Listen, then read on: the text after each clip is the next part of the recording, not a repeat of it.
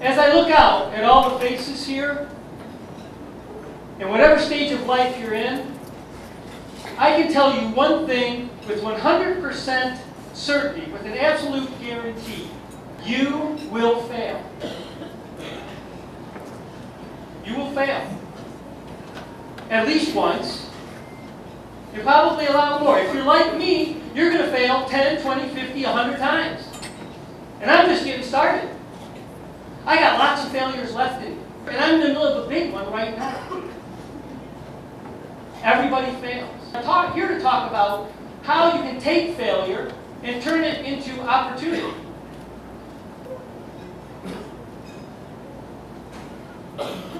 Everybody know this guy? Michael Jordan. Considered the greatest basketball player in the history of the game. How many knew that when Michael Jordan was a 5'11" skinny kid and a sophomore in high school, he was cut from his varsity basketball team? And yet, after a summer of really working out and being persistent and a little help from his DNA, he went on to average 20 points a game his junior and senior year in high school. Then went on to play college basketball at the perennial powerhouse, University of North Carolina. Went from there into the pros, where he played for 15 years. Scored over 32,000 points. Was chosen as MVP 5 times. And was recently elected into the Hall of Fame for basketball. This is pretty good for a guy who didn't even make the team when he first started out. Here's another guy. He's a big guy in chicken. Big chicken fan. And he had a plan. He had developed a recipe for chicken. And he wanted to sell his chicken all over the country because he knew that this chicken was great. And so he started going from one restaurant to another, trying to sell his chicken. And he failed at the beginning. And he didn't fail just 1 time or 5 times or 10 times. How many people would quit after 10 rejections or 10 failures? How many would quit? Okay, a couple of you. He didn't quit at 10. He didn't quit at 20. He didn't quit at 100. He didn't quit at 600 rejections. How many people would still be trying after 600 rejections? How many people would still be trying to sell their recipe? One guy. Add a little over 400 to that number. He received 1,009 rejections before he ever sold his chicken recipe. 1,009 times he was rejected. But he stuck with it. Now, how does somebody stick with rejection like that time and time again? How does he go to the next place after he's been rejected 1,000 times, 1,001 times, 1,002 times? He had something in his DNA. He had pride in his product, and he had a belief in himself and in his product. His name was Colonel Harlan Sanders. Familiar with the name? How many people know the name, Colonel Sanders? Okay? If you don't know it, you've probably had his chicken, Kentucky Fried Chicken, KFC. There's another guy I want to show you his picture. Donald Trump. One of the most successful businessmen in the world. He's got his TV show. He's a real estate mogul. He is an internationally known celebrity. Donald Trump has failed numerous times. Back in the early 90s, Donald Trump, when we had an economic situation very similar to what we're dealing with now. And Donald Trump was forced into a business bankruptcy and to the brink of personal bankruptcy. He climbed back from that, and in 2008, when the economy again fell apart, he had another bankruptcy. One of his large, his entertainment resort organizations filed for bankruptcy in 2008. That doesn't mean you're going to see the last of Donald Trump. He's still going to be around. He's successful. Why is he still successful? Why will he continue to be successful? Because he's got persistence. And he's also got pride in what he does. Donald Trump said, sometimes by losing a battle, you find a new way to win the war. There's nothing wrong with losing every now and then, as long as you take something from it and learn from it and use that on a future venture. He also said, what separates the winners from the losers is how a person reacts to each new twist of fate. If you curl up in the corner and cry, you're not going to succeed. But if you take that information from that failure and use it and try to learn how better to approach those opportunities in the future, you will succeed. And finally, he says, without passion, you don't have energy. Without energy, you have nothing. Passion is huge. I'm a big proponent of having passion in what you do. The last gentleman's picture I was going to show you is a guy you probably never heard of. His name is David Long, and he is the general manager of the Menards store right over here in Oregon. Anybody been to Menards? If you walk into Menards and you see a guy who's smiling all the time and he's got a Menard vest on, that's David Long. He was a high school dropout. He wasn't even as successful as all of you. Dropped out of high school and was working at a Menards store in Wisconsin as a stocker, making minimum wage. And one day, the general manager came up to him and said, what do you want to do with your life? He says, I don't have a clue what I want to do. He said, have you ever thought about being a manager, going into management training? 4 years later, not only had David Long gone back and gotten his high school diploma, he had gone from a morning stocker to an assistant general manager. 4 years after that, he was a general manager at a Menards store, making over $100,000 a year. He wasn't a pro basketball player. He wasn't a chicken guy. He wasn't a real estate mogul. But he found something he loved to do. When I talked to Dave about this, he said, you know what? I love my job. When I get up in the morning, I love coming to work. He manages a big box store. And he loves coming to work. He's got a passion for what he does. Each of these people, Michael Jordan, Colonel Sanders, Donald Trump, David Long, they all have something in common. They all have these 5 Ps. The 5 Ps of success are pride. As I mentioned, Colonel Sanders had pride in what he did. He had pride in his name and in his recipe. That's how he kept going out after 1,008 rejections to get that final, that 1,009 that was a yes for his recipe. He had persistence. And all successful people have persistence. They don't give up. They don't give up with 1 failure, or 10 failures, or 600 failures. They keep going and they find another way to be successful. Thomas Edison said, success is 1% inspiration, 99% perspiration. You have to be willing to get up, pick yourself up off the ground, dust yourself off, and go at it again. The 3rd P is patience. You're not going to be an overnight success. You have to be patient as you go after what you want to be successful at. Michael Jordan had patience. He had to sit out an entire year in high school from playing basketball because he didn't make the team. But he had patience. And what did he do with that time when he was waiting for his next opportunity to try out for the basketball team? He got stronger. He practiced. He worked out. He gained weight. He got better. So, patience is a very big part of being successful. How do you take that time that you're waiting for your next opportunity and make it work for you? That's the next P. Preparation. You need to be prepared when an opportunity presents itself. There's a great phrase, I wish you could write this down, it's my favorite phrase. I tell this to students all the time when I talk to them. Success is when preparation meets opportunity. If you're trying to do what I do for a living, and you have an opportunity to present itself, and you aren't ready with information, with a screen, I'm a filmmaker. If I meet someone who has money and wants to make a film, I need to be prepared. I need to be ready to go when I have that opportunity, or I might never get that opportunity again. I'll tell you a quick story. I was in Los Angeles for 4 years, and I went to a pitch meeting. A pitch meeting is where you go and you talk to studio executives about trying to sell a screenplay. And I sat down at this pitch meeting with my partner, and we weren't prepared at all for the pitch meeting. Our agent had sent us to the meeting and said, you're just going to go meet these guys. You don't have to prepare anything. So we didn't prepare anything. And we sat there, and we exchanged pleasantries, and then the guy sat back in his chair and he said, go ahead and tell me your story. And I looked at my partner, and he looked at me, and we didn't have a clue what to do. We were out of that office in 3 minutes and never got another chance to go back there because we weren't prepared. We had the opportunity. This was a big company. They had done a couple Jim Carrey films. Big deal company. We weren't prepared, and we blew the opportunity. You need to be prepared so that when that opportunity presents itself, you can be successful. Now, there's a little bit of luck involved in all that, but I'm telling you, preparation is really important, whatever it is you're going to do. And finally, you have to have passion. Passion to me is, think back to when you were a kid.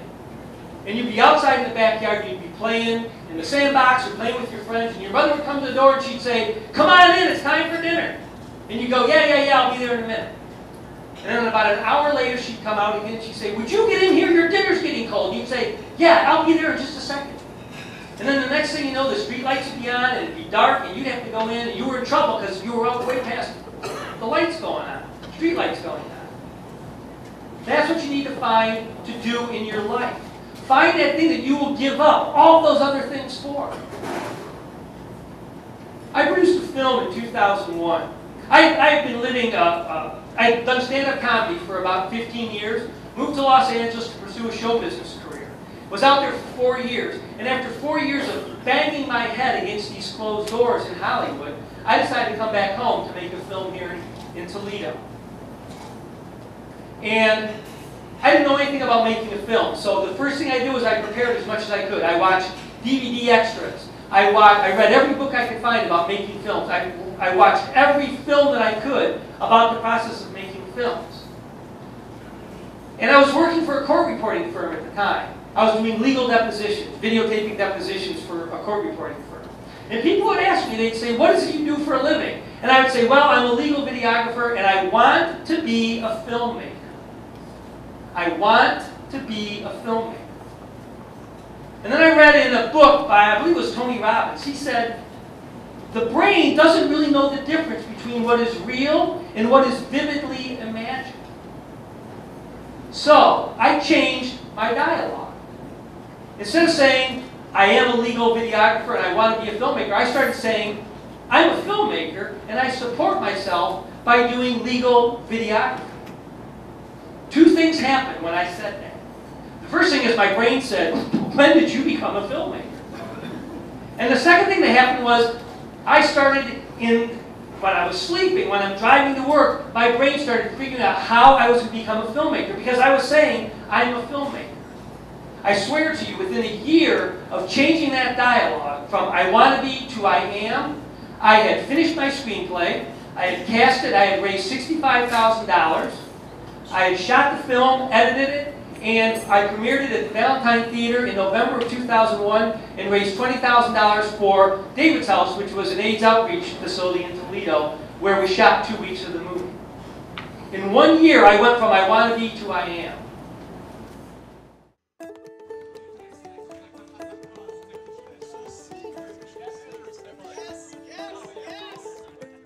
State of Ohio versus Nowicki? How do you expect to learn anything with that attitude of yours? There's nothing you know that I want to know. Well, we're not going to give you any trouble, are we, Brian? It's Brian. We're just looking to beat up a couple of sissies. I'd rather do the time. You can't pull him. He can shake it off. I think we're losing him.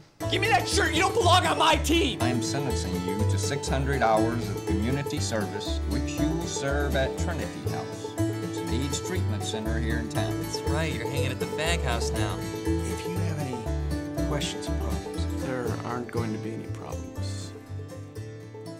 That man in there is not my father. Back off, Matt. A stupid disease makes him look old. It's The fact that they're gay? yeah. Hey, hold up a sec. Everything is fine. What the hell is that supposed to mean? You gotta go back to your life. They don't. They're all dying. And this is their last stop. Will you tell me about your son? Brian! It just can't happen. Do you understand? And we're just trying to make it a little easier for you. That's all.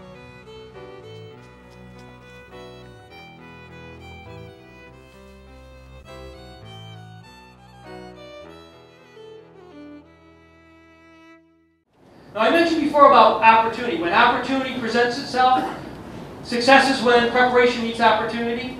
I did my film. It did pretty good. It won 5 film festival awards, the top award at 5 film festivals. Was very well received. Haven't made the money back on it yet, but I'm very proud of the film. One day I get a phone call from 2 guys in Los Angeles. They're doing a documentary here in Toledo, and they're looking for a point person in Toledo, someone to act as a location producer, to act as a cinematographer on their film. So they interviewed me. I sent them some clips of my stuff, and they came to Toledo, and they interviewed me in person, and they said, "Boy, we really like your stuff. We'd like you to come and work for us. What's your hourly rate?" At the time, my hourly rate was $100 and $125 with the camera. And they said, "Well, we can pay you $35 an hour. Will you take that?" $35 an hour? I make $125 an hour with my own camera, which they wanted me to use. But I wasn't doing anything else. I thought, oh, what the heck? It's, you know, they're guys from LA. How bad can it be? 2 years later, I'm at the Sundance Film Festival because my film is showing at a sister festival there, and their film is premiering at Sundance. I'm in my hotel room in Salt Lake City at 4 o'clock in the morning, and I get a phone call from a friend of mine in Toledo. And he says, "Hey, congratulations." I said, "Derek, what are you doing? It's 4 o'clock in the morning." He said, "The film you worked on, Twist of Faith, was just nominated for an Academy Award for Best Documentary." Had I turned down that $35 an hour because of pride or whatever reason I would have turned it down for, I wouldn't have had that opportunity to be a part of that film. I'm part of a film that was nominated for an Academy Award. Kind of cool. When an opportunity presents itself, sometimes you don't realize the value of the opportunity until you get way down the road. And then you can see, oh, I see how this works. Adults in here, how many adults can look back on their life and see the thread that runs through their life and the decisions that they made? Some decisions were good, some decisions were bad, but everything connects to everything else. Am I right, adults? Am I right? That happens. For you students, that's what I want you to think about. Think about starting to build that thread. Because it will follow you through your life. And every opportunity, everything you do is an opportunity for you to learn something about, to take something that you learn to use in a subsequent profession. Now, I know there are people here who have done, there are lawyers and probably doctors who have done the same thing all your adult lives. It's a different world than it was for our parents, and I'm kind of part of that different world. I've had 23 different jobs since I graduated from college. I've had 16 different careers, 8 of which I still consider to be active careers. I do the things that I'm passionate about. I do the things that I love to do. I'm telling you that you can do that too. You can be successful if you find those things that you're passionate about. You'll hear this occasionally. If you find something you love to do and you do that for a living, you'll never work a day in your life. Have you heard that before? You know, it's a great phrase, and for the most part it's true, but believe me, you will work no matter what it is you're doing. There are going to be days when you're not going to want to go into work, even if you're doing exactly what you love to do. I will tell you this. When I shot my film in 2001, I got up, we shot for 25 days. I got up every morning at 4 o'clock in the morning. My production assistant would drive me to the set at 5 o'clock. I'd work 12 hours. I'd go home, I'd return phone calls, I'd answer emails, I'd pay bills, I'd prepare the call sheet for the next morning. I'd get to bed about midnight. I'd get up the next morning at 4 o'clock in the morning. I averaged about 4 hours of sleep for 25 days. And there was never, not once, any day that I woke up and thought, oh, I got to go do this again. Every morning I got up and thought, I cannot wait to get on the set and see what's going to happen today. I was that kid in the sandbox while my mother was calling me for dinner. Find that passion, find that thing you're passionate about, and make that a part of your life. So I just want to recap. The 5 P's of success are persistence. Keep going at it. Pride. Be proud of what you do. Real quick note, those of you who are going on to college, and even those of you who are still in high school and have a couple years left, this is a time when you can make some big changes. Make everything you do important. Every project you complete, do it to the best of your ability. Because that's going to help you build good work habits as you go into a professional career. And it's also going to be your calling card when you get out of high school or college. It's going to be the first thing you're going to show somebody to say, I did this. Whatever it is that you're doing, make it Do it to the best of your ability. That's that pride part. Patience. Have patience. It doesn't happen overnight. Sometimes it takes a while. Just remember that while you're waiting for whatever that big break is that you're hoping will happen, you can take information from all the other things you're doing. If you're working at a fast food restaurant, or you're a waiter at a restaurant, or you're washing cars, or whatever it is that you're doing, you can find something to take from every employment opportunity you have that you'll be able to use later in your professional career. Preparation. Success is when preparation meets opportunity. Be prepared. You never know when an opportunity is going to come along. And take an opportunity. Even if it doesn't seem like it's the best opportunity at the time, it might turn out to be something really valuable down the road. And finally, have passion for what it is that you're doing. Find that thing that you will give up food and sleep and everything else to do. And the last thing is you need to believe in yourself. And that's not one of the B's, that's a B, but it kind of rhymes with B, that's cool. So, believe in yourself. If you don't believe in yourself, no one else will. But if you believe in yourself, not only will other people believe in you, but they will see it. There's a phrase, I'll believe that when I see it. I want you to switch that around. I will see it when I believe it. Remember I said the brain doesn't know the difference between what's real and what is vividly imagined? If you can see yourself as a successful filmmaker, or author, or website designer, or physician, or attorney, or school administrator, or teacher, or nurse, if you can believe it, you will see it. And the world will see it. Good luck.